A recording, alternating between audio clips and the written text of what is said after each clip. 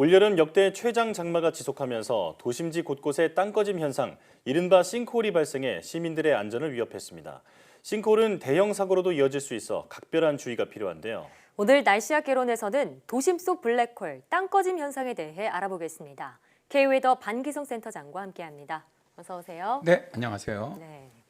자, 외국에서 정말 거대한 땅꺼짐 현상이 발생해서 뉴스에 나오는 적을 종종 보고는 했는데요.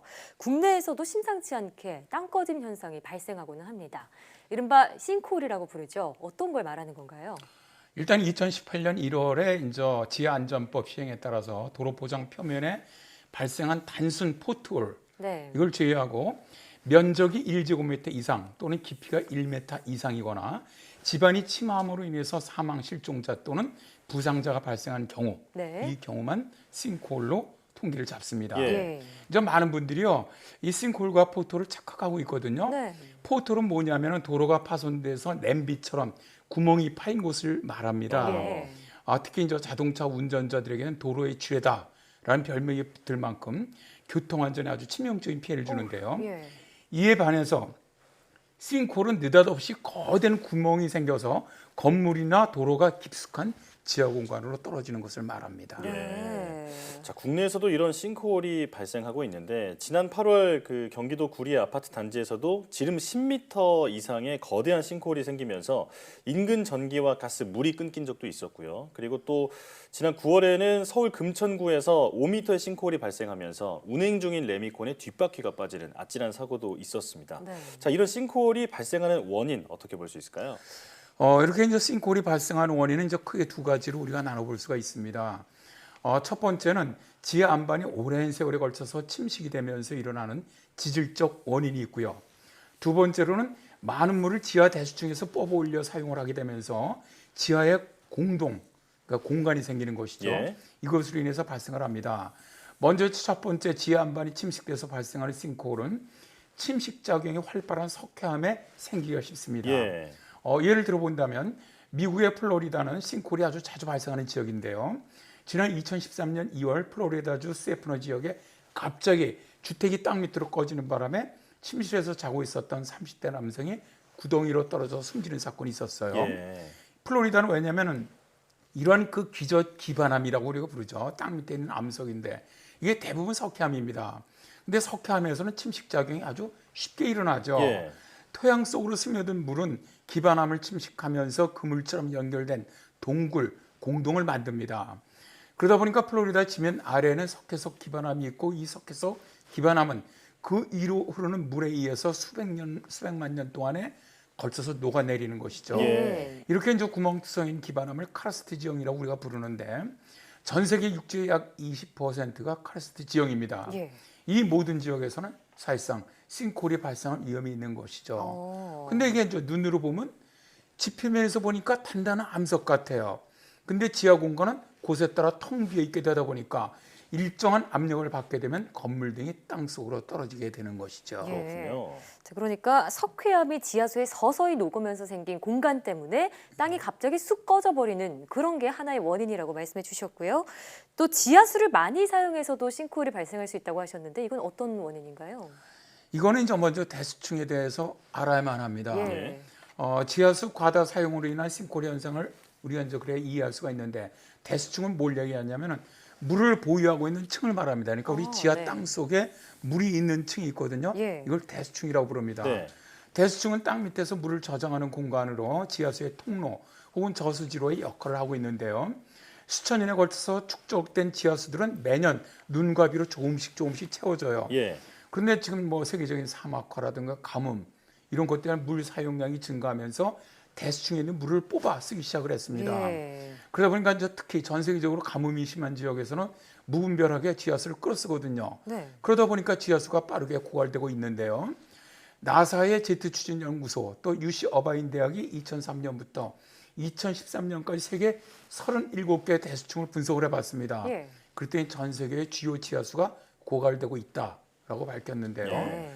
이들이 연구했던 37개의 대수층 중에 21개가 임계점이죠.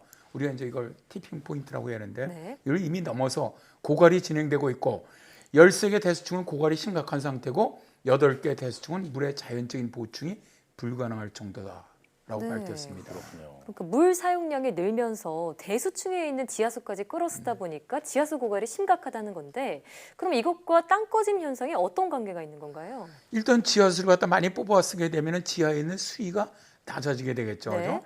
그렇게 되면 지하수가 감당하던 압력을 결국 땅속에 있는 빈 공간이 받게 됩니다. 예. 땅속에서는 수직으로 2.5m당 1기압씩 압력이 증가를 하니까 지하 250m 지점에서는 100기압의 압력을 받아요. 네. 예. 이 압력을 지하에 있는 대수층 물이 버텨내고 있는데 이 물을 다 뽑아 쓰고 나면은 땅속에 빈 공간이 되지 않습니까? 이 빈 공간은 압력을 버티질 못합니다. 그러다 보니까 결국 땅이 가라앉게 되는 것이죠. 네. 그러다 보니까 자연적으로 뽑아 쓴 지하수의 양이 많을수록 싱크홀의 규모도 커질 수밖에 없습니다. 네. 그렇겠네요. 자, 인류가 그 과다한 물 사용 때문에 결국엔 싱크홀이라는 재앙이 돌아오고 있다 이렇게 볼 수 있겠군요. 네, 그렇습니다. 자, 앞에서 제가 플로리다주를 잠깐 설명을 했는데 예. 플로리다주는 석탄이 많은 지역으로 자연적으로도 싱크홀이 발생될 수 있다고 말씀을 드렸죠. 네. 근데 이런 집안에서 만일 지하수를 더 많이 사용을 하면 더 많은 싱크홀이 발생을 합니다. 그렇겠네요. 예를 들어서 힐스보로 카운티는 겨울철에 딸기를 갖다 많이 생산하는 곳입니다. 2010년 겨울에 강한 한파가 닥치자 지하층에 있는 물을 뽑아 올려서 딸기가 얼지 않도록 수천만 리터의 물을 사용을 했어요. 예. 이로 인해서 지하수면은 78%나 떨어졌고 그 결과 플로리다주에서만 싱크홀이 130개나 발생을 했습니다. 예. 그러니까 인류가 가장 많은 대수층의 물을 뽑았으면서 빠르게 지하수가 현재 줄어들고 있는 지역으로는 사우디아라비아, 인도 북서부 지역, 파키스탄, 북아프리카 지역인데요. 예. 자, 이 지역에 공통점이 있어요. 뭐냐면은 심각한 사막화 지역, 예. 또 가뭄이 심각하게 지금 닥치고 있는 지역입니다. 또 기후구로는 비는 아주 눈이 조금 오는 건조 기후 구역에 속해 있죠. 그러다 보니까 이런 지역이 가물다 보니까 이제 물을 많이 뽑아 쓰는데 문제는 대수층의 물을 뽑아 쓰면서 싱크홀도 발생을 하는데 이게 식수 공급에도 많은 문제가 발생하고 있거든요. 예. 뭐 예를 들어서 아라비아 같은 경우 대수층의 경우 인구 6천만 명에다가 물을 공급하고 있는데 뽑아낼 물이 지금 사라지고 있거든요. 그러다 보면 엄청난 식순환에 지금 처해 있는 아주 좋은 사례가 있죠. 예. 그렇군요. 그러니까 지하수 과잉 사용으로 땅 꺼짐 사고는 물론이고요. 식수 부족 문제까지 생길 수 있다는 건데요. 우리나라에서도 지하수 고갈 때문에 발생한 땅 꺼짐 사고가 있었다고요? 네, 그렇습니다. 뭐 2005년 6월에 이제 전남 무안, 또 2008년 올해 충북 음성에서 발생한 싱크홀이 그 예인데요. 놀랍게도 지하수에 물을 뽑아 쓴 곳에, 그러니까 그곳에서 뽑았으면 그곳에서만 싱크홀이 생기는 게 아니라 예. 멀리 떨어진 곳에 있는 집안도 내려앉을 수가 있어요. 전체적으로 약해지는 거군요. 왜냐하면 지하수도 지표수처럼 높은 곳에서 낮은 곳을 향해 흐르지 않습니까? 네. 그러니까 똑같이 이렇게 똑같은 수면으로 있지 않다는 얘기죠. 그러다 보니까 어떤 지점에서 이 지하수위가 낮은 지점에서 물을 많이 끌었으면은 실제 높은 곳에 있는 지하수가 이동해서 공동을 메우게 되니까 오히려 이쪽 땅이 예, 무너질 가능성이 위쪽이요. 높아진다는 네. 얘기죠. 그렇군요. 지하수를 뽑아 쓰는 것뿐만 아니라 다른 지역에도 영향을 줄 수 있다 이렇게 네. 말씀해 주셨는데, 자, 우리나라에서도 싱크홀 발생이 점점 더 많아지고 있잖아요. 그 싱크홀을 예방하기 위해서는 우리가 어떤 노력을 해야 할까요? 사실 뭐 현대 기술로는 싱크홀이 발생하는 것을 예측한다는 것은 상당히 어렵습니다. 예. 모든 땅속에 있는 관측 장비를 넣어서 실시간으로 집안이 약해지는 과정을 측정하기가 지금 어렵지 않습니까? 예. 그렇죠. 먼저 이제 석탄 지역에 사는 사람들이 할 수 있는 가장 효과적인 방법은 지주 보강 작업을 하는 겁니다. 단단한 기반안까지 내려가는 강철 지주를 설치를 해서 주택의 하중을 지탱하는 건데요. 만약에 땅이 무너져 내리더라도 집은 강철 지주에 그대로 남게 되는 것이죠. 근데 문제는 한 번 작업했는데 최대 5억 원에 달한다는 겁니다. 예. 그러다 보니까 개인이 하기에는 정말 어려운 방법이죠. 무리가 있네요. 네. 그래서 이제 지하수를 많이 뽑아서 집안이 침하는 방법을 막는 것은 지하수 과다 사용을 막는 것이 가장 좋고요. 땅속 상황에 대한 정밀한 측정을 통해서 싱크홀을 막는 것도 하나의 방안이 될 수가 있습니다. 네. 그러니까 집안이 좀 약해 보이는 토층의 상태를 스캐닝해주거나 지층의 안정성이 의심되는 곳에 조사를 통해서 싱크홀을 갖다 예방한다는 건데요.